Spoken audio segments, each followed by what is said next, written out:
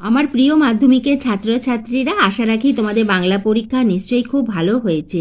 যদি তোমাদের একটু ভুল ত্রুটি হয়ে থাকে মন খারাপ করো না, তোমরা খুব ভালোভাবে পরের 6টা সাবজেক্টের পরীক্ষা দাও, নিশ্চয়ই তোমাদের নাম্বার খুব ভালো হবে।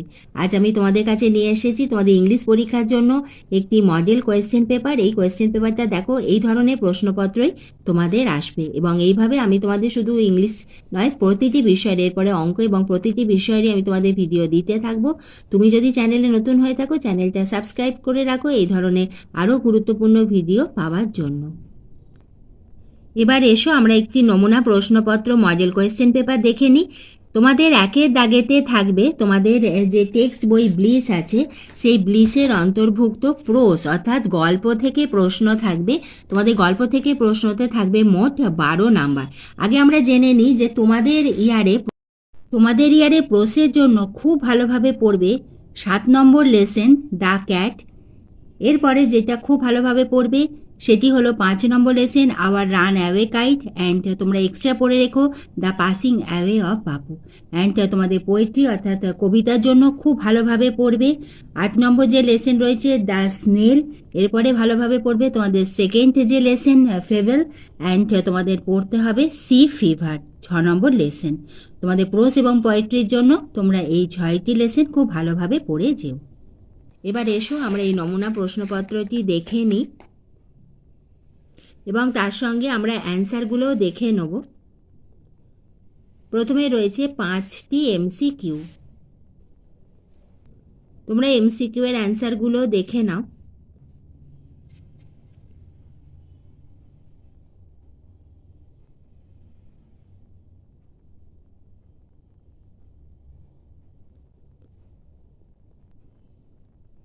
এরপরে তোমাদের complete the following with information from the text. এখানে মোট দেখো 3 মার্কস রয়েছে, 3টি রয়েছে। তোমরা কোয়েশ্চেন এবং তার সঙ্গে অ্যান্সারগুলো দেখে নাও।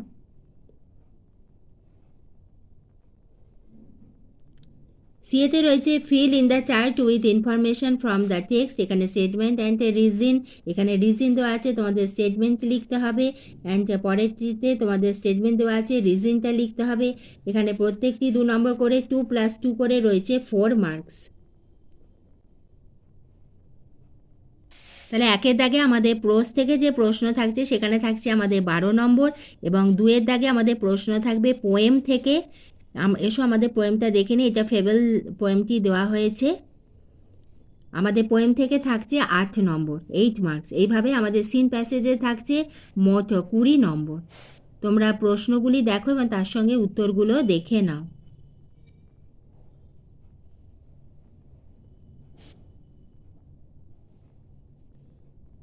The squirrel will not deny, answer হবে that the mountain makes a very pretty squirrel track. পরের প্রশ্ন এবং উত্তরগুলি দেখে নাও। এই ধরনেরই কিন্তু তোমাদের প্রশ্ন আসবে। আমি তোমাদের যে লেসেনগুলো বললাম ওই লেসেনগুলো ভালো করে পড়ে যেও, সেখান থেকেই তোমরা কমন পেয়ে যাবে। এরপরে বলা হয়েছে যে আমাদের ট্রু আর ফলসের, যেখানে ট্রু সেখানে টি লিখতে হবে, যেখানে ফলস এখানে এফ লিখতে হবে। তোমরা এইভাবে লিখবে এবং তার এগেনস্টে সাপোর্টিং স্টেটমেন্ট লিখতে হবে। অর্থাৎ তোমার এটি কেন ট্রু মনে হলো সেটি তোমাদের কবিতা থেকে তোমাদের খুঁজে বার করতে হবে লাইন। যেমন প্রথমটার ক্ষেত্রে ট্রু, সেখানে সঠিক লাইন হলো আমাদের এখানে অল সর্টস অফ থিংস, এখান থেকে অ্যান্ড আ স্ফিয়ার। কিন্তু অতটা যদি লেখার অসুবিধা হয় তোমরা এইভাবে ডট ডট দিয়েও লিখতে পারো। এবং তার পরেরটি হলো আমাদের ফলস, এবং সেখানে সাপোর্টিং স্টেটমেন্ট হলো ট্যালেন্টস ডিফার। এবং তোমাদের এই লাইন থেকেই কিন্তু তোমাদের লাইনটা খুঁজে বার করে তোমাদের লিখতে হবে এই ট্যালেন্টস ডিফার। তোমাদের যে সাপোর্টিং স্টেটমেন্টে আমাদের শুধু কবিতা নয়, তোমাদের যেখানে তোমাদের প্রোস আছে, গল্প থেকেও যখন তোমরা সাপোর্টিং স্টেটমেন্ট দেবে, তোমাদের আনসিন প্যাসেজের ক্ষেত্রেও কিন্তু তোমাদের ওই যে লেসেন দেওয়া থাকবে সেখান থেকেই কিন্তু তোমাদের লিখতে হবে। আরেকটি কথা, আমাদের ইংলিশে কিন্তু কোয়েশ্চেন পেপারেই অ্যান্সার লিখতে হয়, সেজন্য চেষ্টা করবে কাটাকুটি কম করতে, কারণ কাটাকুটি হয়ে গেলে তোমাদের জায়গাটা কমে যাবে। যেখানে অসুবিধে যদি বোঝো, যদি মনে হচ্ছে ট্রু হবে কি ফলস হবে বুঝতে পারছি না, তোমরা পেন্সিল দিয়ে লিখে নিতে পারো, পরে ওখানে তোমরা পেন দিয়ে লিখে নিও। বেশি কাটাকুটি ইংলিশের যদি খাতায় করো তোমাদের লেখার জায়গাটা সীমিত হয়ে যাবে। এরপরে হচ্ছে তোমাদের 3-এর দাগে থাকবে আনসিন প্যাসেজ। আনসিন প্যাসেজেও আমাদের থাকছে মোট 20 মার্কস, 20 নম্বর। আনসিন প্যাসেজ আমাদের সাধারণত এডুকেশনের ওপরই এসে থাকে বেশিরভাগ ক্ষেত্রে, এবং এইভাবে তোমাদের যে এমসিকিউ প্রথমে থাকবে, মোট 6টি এমসিকিউ,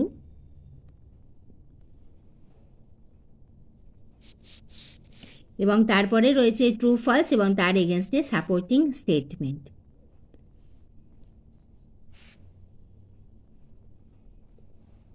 এরপরে অ্যান্সার দ্য ফলোয়িং কোয়েশ্চেন্স। তোমরা আনসিন প্যাসেজের অ্যান্সার কিভাবে করবে আমি তোমাদের এই ভিডিওটিতেই বলবো, কিন্তু এই ভিডিও প্রথমে তোমাদের মডেল কোয়েশ্চেন পেপারটা দেখিয়ে নিই, তারপরে তোমাদের বলবো তোমরা আনসিন প্যাসেজ কিভাবে করলে তোমরা ফুল মার্কস পাবে।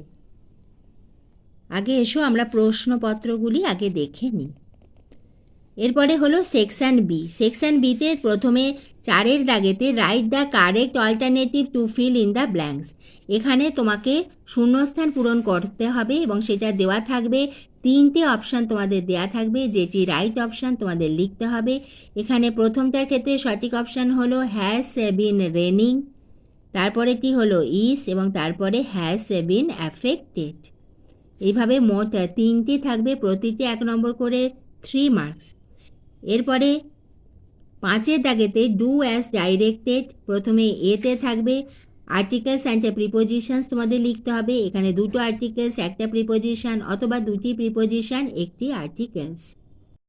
এবার তোমাদের বিয়েতে থাকবে ডু অ্যাজ ডাইরেক্টেডের মধ্যে তোমাদের যে 3টি থাকে সেখানে কিন্তু তোমাদের ন্যারেশন চেঞ্জ মানে চেঞ্জ ইন্টু ইনডাইরেক্ট স্পিচ এবং ভয়েস চেঞ্জ কিন্তু কম্পালসারি থাকবেই। তোমাদের 3টে থাকে, তার মধ্যে একটা ইনডাইরেক্ট স্পিচ, আরেকটা থাকবে তোমাদের ভয়েস চেঞ্জ, এবং আরেকটা তোমাদের পার্ট অফ স্পিচ থাকতে পারে। তোমাদের negative to positive, positive to negative, এছাড়া স্প্লিট আপ, জয়নিং, বিভিন্ন ধরনের তোমাদের থাকে।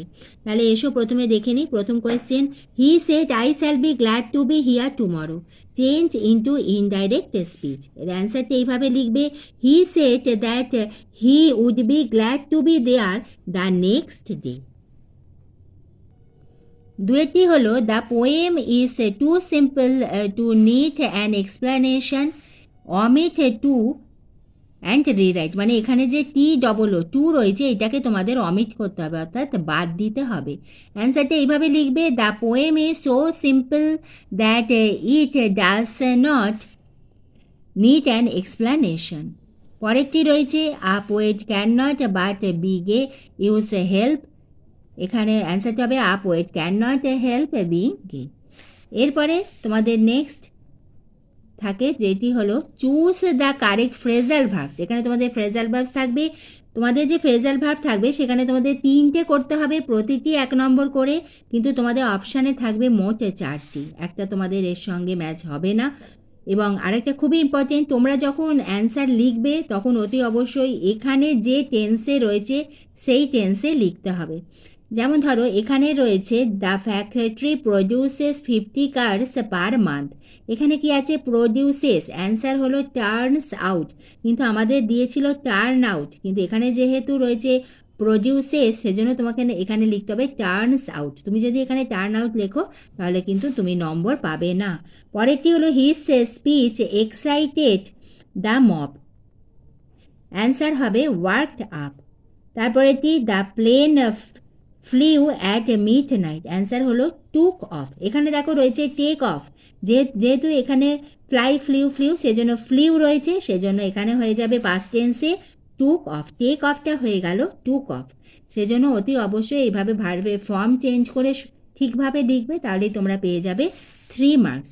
এরপরে তোমাদের 6-এর দাগে থাকবে তোমাদের যে আনসিন প্যাসেজ ছিল 3-এর দাগেতে, সেই আনসিন প্যাসেজ থেকে তোমাদের যে সঠিক যে মানে সেইটি তোমাদের এখানে ফাইন্ড আউট করে লিখতে হবে। এরপরে সেকশন সিতে হলো রাইটিং স্কিল। তোমাদের রাইটিং স্কিলের জন্য আমি বলবো বায়োগ্রাফি বা প্যারাগ্রাফের মধ্যে যে কোনো একটা আসতে পারে, ভেরি ইম্পর্টেন্ট। এরপরে লেটার রাইটিং প্রতি বছরই এসে থাকে, সেখানে তোমাদের পার্সোনাল লেটার আসতে পারে। এছাড়া তোমাদের অফিসিয়াল লেটার যদি আসে, সাধারণত তোমাদের হেডমাস্টার বা হেড মিস্ট্রেস স্কুলের ওপরই কিন্তু তোমাদের অফিসিয়াল লেটার আসবে, যে তুমি কোনো ছুটির ঘোষণা করছো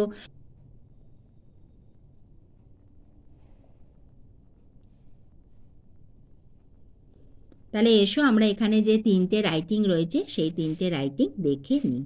এবং তোমাদের যখন প্যারাগ্রাফ বা বায়োগ্রাফি লিখবে অতি অবশ্যই কিন্তু টাইটেল দেবে ওপরে। আর তোমাদের যে ওয়ার্ড লিমিটস প্রতিটি রাইটিংয়ের ক্ষেত্রেই উইদিন 100 ওয়ার্ডস, 100 ওয়ার্ডের মধ্যে লিখতে হবে। সেখানে তোমাদের +- 15% করলেও কোনো অসুবিধা নেই, অর্থাৎ 90-95 থেকে 100 থেকে 110-15 মধ্যে লিখলেও কোনো অসুবিধা নেই। শুধু ফরম্যাটটা ঠিকভাবে করবে। তুমি যে ফরম্যাটে লিখছো তার ওপর কিন্তু নম্বর থাকে। এরপরে তোমার যে মাঝখানে যেটা লিখছো যে বডি, তার উপর আলাদা নম্বর থাকে। তুমি যদি ফরম্যাট ঠিক করে লেখো তাহলেই কিন্তু তুমি অনেকটা নম্বর পেয়ে যাবে। এবার এসো আমি তোমাদের বলবো তোমরা আনসিন প্যাসেজ কী করে করবে। আমি চাই তোমাদের কোয়েশ্চেন পেপারে তোমাদের যদি গ্রামারটা সহজ লাগে প্রথমে তোমরা গ্রামার করে নাও, তারপরে তোমরা সিন প্যাসেজ করে নাও এবং তারপরে রাইটিং করে নাও। আমি চাই শত শেষে তোমরা আনসিন প্যাসেজটা করো। আনসিন প্যাসেজ তোমাদের যখন থাকবে প্রথমে প্যাসেজটা পড়তে যাবে না। সব থেকে প্রথম তোমরা আনসিন প্যাসেজে যখন যাবে, আনসিন প্যাসেজে প্রশ্নগুলো খুব ভালোভাবে পড়বে। কারণ তোমরা যদি প্রশ্ন ভালোভাবে পড়ো তাহলে কিন্তু আমাদের একটা ধারণা হয়ে যাবে যে আনসিন প্যাসেজটা কোন টপিক্সের ওপর দেওয়া হয়েছে, কারণ আমাদের কোয়েশ্চেন দেখেই আমরা বুঝতে পারি। তোমরা প্রশ্নগুলো খুব ভালোভাবে পড়বে। সেই কোয়েশ্চেনগুলো খুব ভালোভাবে পড়ার পরেতে এবার তোমরা প্যাসেজটা যেখানে আছে তোমরা পড়া শুরু করলে। আরেকটা জিনিস, সাধারণত আমাদের যে কোনো প্রশ্নে, যেমন ধরো এখানে আমাদের যে বলা হয়েছে যে তোমাদের রাইট অ্যান্সারটা যে চুজ করতে বলা হয়েছে, আমাদের সাধারণত ফার্স্ট কোয়েশ্চেনটা তোমাদের প্যারাগ্রাফের প্রথম দিকেই থাকে, সেকেন্ড যে প্রশ্নটা তারপরে থাকে, এইভাবে আমাদের হয়ে থাকে। তোমাকে ধরো এইখানে যে লাইনটা রয়েছে সেই লাইনটা তোমার আনসিন প্যাসেজে তুমি যেখানেই পাবে। আনসিন প্যাসেজ করার সময় অতি অবশ্যই হাতে যেন একটা পেন্সিল থাকে। তুমি যখন ওই আনসিন প্যাসেজটা করবে অতি অবশ্যই সেই লাইনটাতে এখানে আন্ডারলাইন করে দিলে, পরে যে প্রশ্নটা তার সঙ্গে মিল আছে সেখানে আন্ডারলাইন করলে। এইভাবে আন্ডারলাইন করতে সেই শব্দটা যেখানে পাবে সেখানে আন্ডারলাইন করলে তাহলে তোমার বোঝা হয়ে গেল এই লাইনের ওপরই আমার প্রশ্নটা আছে। প্যাসেজ তখন পড়ার কোনো দরকার নেই, শুধু আন্ডারলাইন করলে।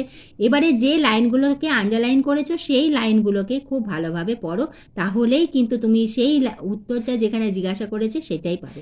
আরেকটি হলো আমাদের আনসিন প্যাসেজে যখন আমাদের কোনো প্রশ্ন থাকে সেই প্রশ্নর আমাদের এখানে যা রয়েছে, ধরো the guidance that is being sent to school advice, এই লাইনটা কোথায় আছে তোমাদের প্যাসেজ থেকে খুঁজে বার করো, তার নিচে আন্ডারলাইন করো।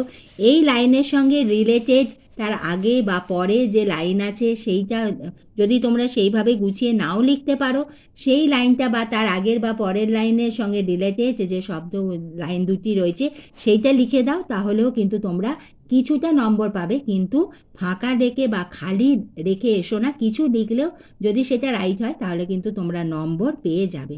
এইভাবে তোমরা তোমাদের ইংলিশ পরীক্ষা দাও, তোমাদের প্রত্যেকের পরীক্ষা খুব ভালো হবে, তোমাদের প্রত্যেকের আশানুরূপ নম্বর হবে। তোমাদের সবার জন্য আমি এবং আমাদের সকলের চ্যানেল স্টাডি ফর এডুকেশনের পক্ষ থেকে রইল বেস্ট অফ লাক।